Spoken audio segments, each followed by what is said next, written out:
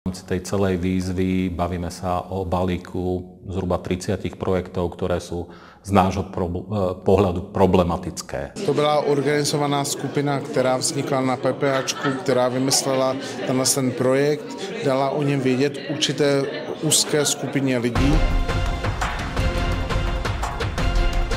V roku 2016 pôdohospodárska platobná agentúra vyplatila v tzv. Penziónovej výzve 60 miliónov eur. Cieľom bolo rozvinúť agroturistiku a cestovný ruch na slovenskom vidieku. Okrem úspešných zariadení, ktoré skutočne fungujú a pomohli rozvinúť regióny, však peniaze skončili aj v súkromných vilách a domoch, rôznych pochybných projektoch či športových zariadeniach, ktoré s turistikou nemajú nič spoločné. K dotáciám sa dostali aj majetní podnikatelia, osoby s kontaktmi priamo vnútri PPA a tiež tí s prepojením na politikov či priamo na oligarchu blízkeho Smeru Norberta Bödera.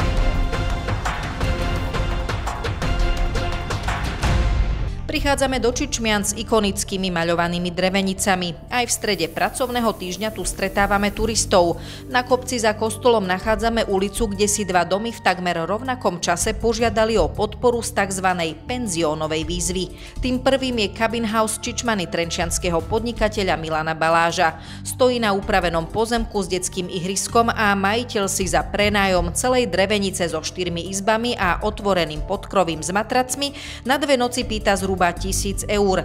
Napriek cene porovnateľnej s tým, čo si podobné chaty pýtajú cez koncoročné sviatky, prevádzkarka tvrdí, že návštevníkov majú. Pri otázke na konkrétne počty nás odkazuje na majiteľa. Viete čo, ja nie som kompetentná odpovedať, ale tak vás poprosím, keby mi to hodíte do mailu a ja to dám konateľovi. Aj teraz tam budeme mať ubytovaných tým, že v podstate ono je to blízko lyžiarskeho strediska, takže chodia aj v zime ubytovať sa. Cez sviatky, aj cez Veľkú noc sme mali, takže áno, mávame. Milan Baláž na naše otázky nereagoval ani po 2 týždňoch. Pýtali sme sa ho aj na spolufinancovanie projektu či návratnosť. Podľa informácií z obecného úradu za roky 2022 až 2024 mali spolu 417 prenocovaní.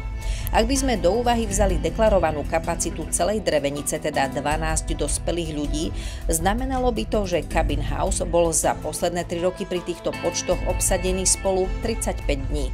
Pri dnešných cenách by to pre majiteľa znamenalo príjem okolo 18 000 eur. Samozrejme je možné, že drevenicu si rezervovali aj menšie skupiny ľudí. Hneď na vedľajšom pozemku má chatu s takmer rovnakým dizajnom manželka niekdajšieho policajného funkcionára Roberta Krajmera.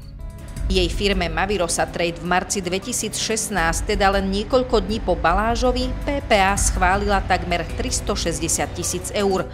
O 2 roky neskôr, krátko po tom, čo Robert Krajmer odstúpil z funkcie šéfa protikorupčnej jednotky, sa s agentúrou dohodla na ukončení zmluvy. Peniaze jej nevyplatili. Na dôvod sme sa Márie Krajmerovej pýtali e-mailom, rovnako aj na to, či so susedom Balážom v tom čase plánovala podnikať v oblasti turizmu. Žiadne eurofondy som nečerpala, žiadny projekt s pánom Balážom som nikdy neplánovala. Nemám s tým absolútne nič spoločné, je to pre mňa cudzí človek. Podľa pôvodnej projektovej vizualizácie celej oblasti tam mali byť identické stavby. Je až pre mňa udivujúce, ako sa dá spojiť nespojiteľné a vymyslieť nevymysliteľné. No Máriu Krajmerovú s Milanom Balážom predsa len niečo spája, aj keď nepriamo. Jedna z jeho firiem totiž vlastní chátrajúci liečebný dom Machtnáč v nedalekých Trenčianskych Tepliciach. Odkúpila ho od spoločnosti, ktorú viedol Krajmerovej brat Norbert Tanocký. Krajmerová zároveň niekoľko rokov figurovala v akciovke Kúpele Trenčianske Teplice v čase, keď svoj podiel v nich mal aj oligarcha blízky Smeru Norbert Böder. Ako ukazujú zistenia z posledných týždňov, podnikateľom s prepojením na Bödera sa v penziónovej výzve mimoriadne darilo. Na ich projekty šli z PPA milióny, vrátane strelnice, loveckého areálu či rekonštrukcií zámočkov, ktoré mali slúžiť ako hotely. Od začátku to bylo plánované jako podpora vybraných kamarádů nebo lidí s tím člověkem, který na PPAčku administroval ten projekt. Nie je teda vylúčené, že aj samotná agentúra alebo nejakej zamestnanci môžu byť alebo už aj sú predmetom vyšetrovania Európskej prokuratúry, ak to chápem správne. Nebudem sa vyjadrovať k podrobnostiam, k detailom, ale samotná skutočnosť, akým spôsobom došlo k výberu žiadateľov, k uzavretiu zmluv a následne k výkonu kontrol, je jeden z momentov, ktorý je pre nás dôležitý. A ešte jedna zaujímavosť z Čičmian. Chatu na spomínanej ulici podľa katastra vlastní aj bývalý policajt protikorupčnej jednotky NAKA Milan Žáčik, ktorý bol stíhaný v kauze Očistec s Robertom Krajmerom a Norbertom Béderom. Vyňali ho však na samostatné konanie a právoplatne ho odsúdili za úplatky aj sledovanie opozičných politikov. Z verejne dostupných zdrojov však nie je známe, že by si požiadalo dotáciu. Takmer 1 000 000 eur z agrodotácií dostala aj Vila Zara v horskej obci Smolník. Keď sme sem prišli, mali sanitárny deň. Jej prevádzkar nám však tvrdil, že práve majú ubytovaných 5 hostí. Majiteľom tohto komplexu je Radoslav Baran, človek blízky dnes už neexistujúcej strane Sieť. Baran sa ako podnikateľ venoval eurofondovým projektom. Zároveň patril medzi najbližších ľudí Radoslava Procházku, gazdu pravice, ktorý v politike zažil raketový štart a po vstupe do koalície so Smerom, SNS a Mostom Híd aj prudký pád. Baranova firma BHSA v penziónovej výzve uspela napriek tomu, že vznikla len pár mesiacov pred jej spustením. Prerobený mestský dom ponúka na portáli Booking a má aj vlastnú stránku. Ubytovanie na 2 noci pre dvojicu tu stojí od 200 do 500 eur. Keď sme však skúšali zarezervovať apartmán pre 4-člennú rodinu, aplikácia Booking nám víkendový pobyt núkala za 900 až 1000 eur. Majiteľ to odmieta. Tvrdenie o 1000 eur za 2 noci pre rodinu nezodpovedá realite ani nášmu oficiálnemu cenníku. Ceny sú plne primerané kvalite služieb, lokalite aj porovnateľným zariadeniam na Slovensku.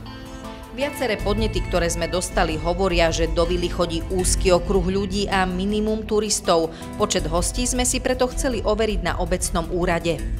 Takéto informácie nepodávam, pretože oni tu dávajú výkaz k dani za ubytovanie a daňový poriadok hovorí, že informácie, čo sa týka dane pre cudzí, sa neposkytujú.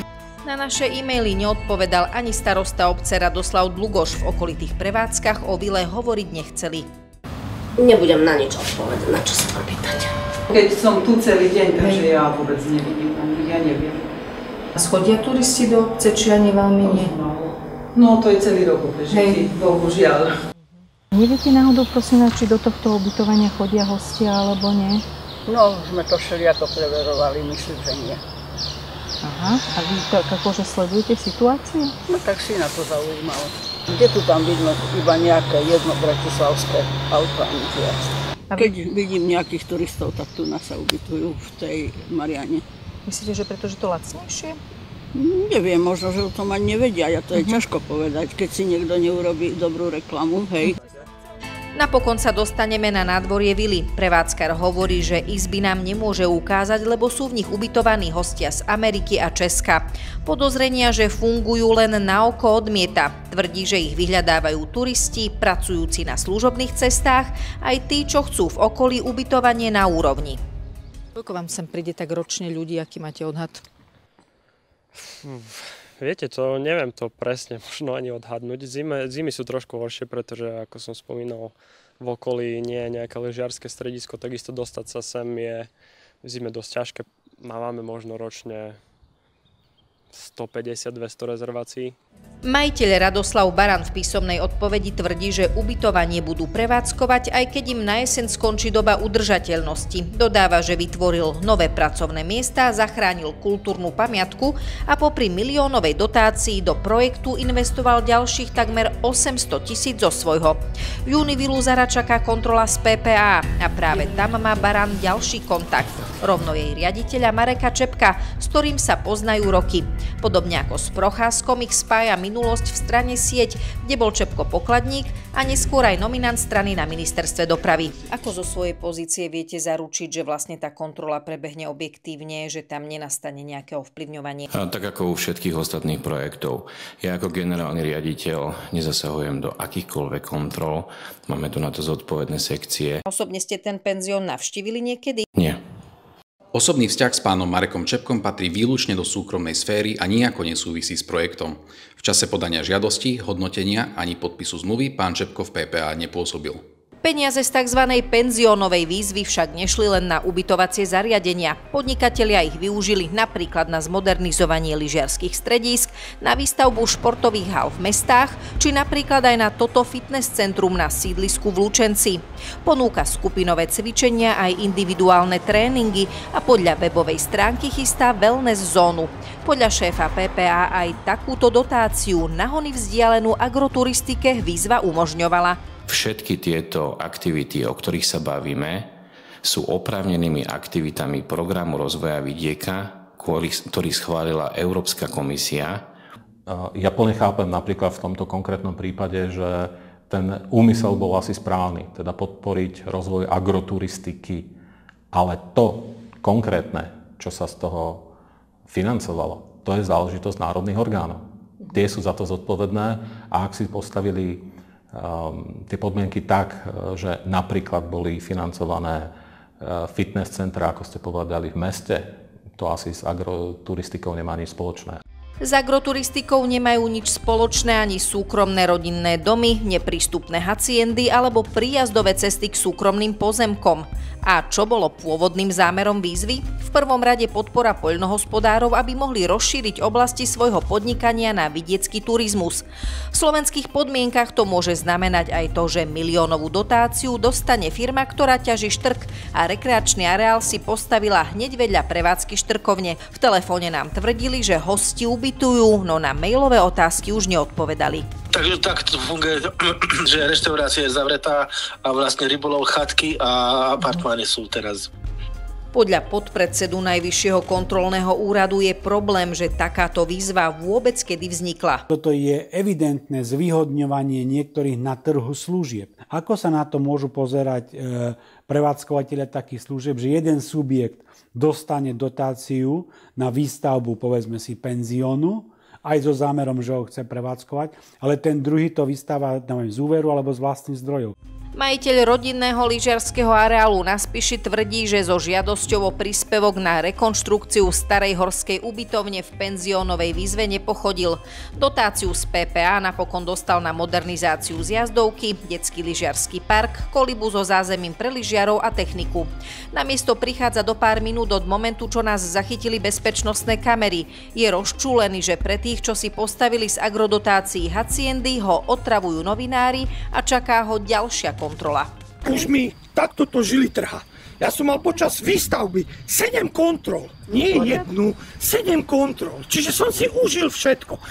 Ako je ale možné, že niektoré zariadenia sú kontrolované tak často a niektoré vôbec? A prečo kontrolóri PPA podozrivé projekty neodhalili a nenahlásili polícii? Bývalá šéfka protikorupčného oddelenia agentúry ponúka takéto vysvetlenie. Sme zistili, že na jednotlivé penzióny alebo projekty, ktoré boli schválené, reálne v tom čase nechodila kontrola na miesto. Aj keď bolo nejaké podozrenie z podvodu, sekcia kontroly neoznamovala podnety na OČTK. A tak sa mohlo bez problémov stať, že dotáciu na penzión dostala aj firma, ktorá patrí dcéram funkcionárky PPA Daniely Onderišinovej. Ako upozornila nadácia Zastavme korupciu, v skutočnosti ide o štandardný rodinný dom. Kontrolóri tam však žiaden problém nenašli. Z tej celej výzvy bavíme sa o balíku zhruba 30 projektov, ktoré sú z nášho pohľadu problematické. Všetky kontroly, ktoré na platobnej agentúre prebiehajú, sa robia takým spôsobom, ako majú. Sme dennodenne auditovaní. PPA teraz po celom Slovensku skúma desiatky projektov. Najvyšší kontrolný úrad pritom ešte v marci upozornil na to, že v agentúre stále dostatočne nefungujú protikorupčné mechanizmy. Napríklad z pozície hodnotiteľov je možné zmeniť hodnotenie. Z pozície procesu prideľovania zdrojov alebo kontrol je možné, že tam do toho vstupujú ako keby že nadriadení. Smer hovorí o vymyslenej kauze či dokonca hybridnej operácii s cieľom zastaviť slovenskú eurofondy. Minister vnútra zas prirovnal kontrolnú misiu europoslancov k trestnej výprave.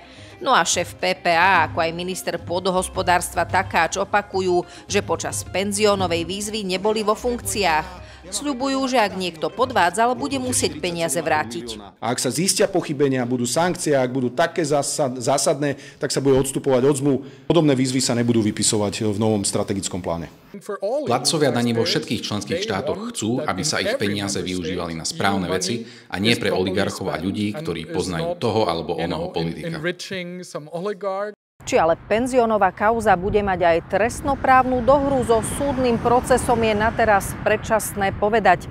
Európska prokuratúra však len nedávno podala obžalobu na bývalú funkcionárku PPA, a to v súvislosti s inou podhospodárskou výzvou, a stíha tiež 2 kontrolórov. Z nášho pohľadu je dôležité zistiť, aby sme mohli nejaké takéto konanie kvalifikovať ako trestný čin, preukázať, že už od počiatku ten páchateľ mal úmysel, napríklad ten tzv. Penzión nebude používať ako penzión, ale ho použije na bývanie svoje či bývanie svojej rodiny.